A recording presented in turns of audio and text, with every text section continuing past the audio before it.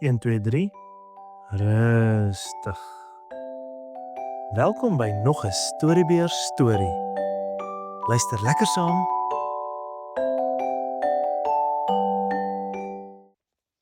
Otto laat die water spat.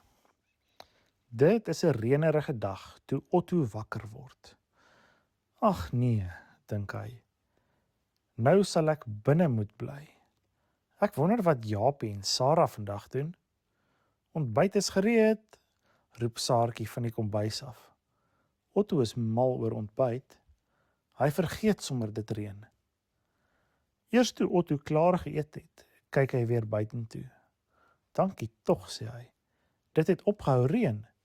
Kan ek maar buite gaan speel, mamma? Ja, goed, sê Saartjie vir hom. Moet net nie nat en vol modder terugkom nie.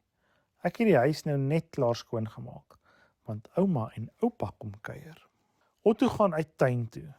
Die son begin skyn. Otto sien Japie staan na die lug en kyk. Sien jy die reënboog, Otto? Vra Japie. Ja, sê Otto, daar is so baie kleure. Sarah kom aangestap. Sy dra 'n reënjas, 'n groot reënhoed en blinkrooi reënstewels. Dit het opgehou reën, Sarah, sê Otto. Ek weet, sê Sarah. Jy het nie meer 'n reënjas en 'n hoed en stewels nodig nie, sê Japie vir haar.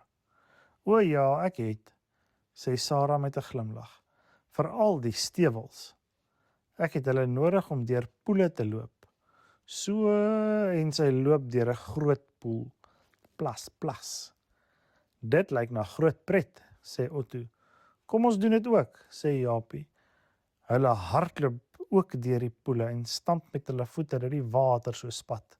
Julle maak nonsens, sê Sarah. Nou is julle net nat en vol modder. Ons gee nie om nie, sê hulle. Dit is lekker. Daar begin dit nou weer reën, sê Sarah.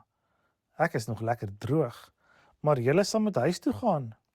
Ja, seker, sê Otto en laat die water nog een keer spat. Teen die tyd wat Otto by die huis kom, is hy baie nat en vol modder. Saartjie is nie gelukkig nie.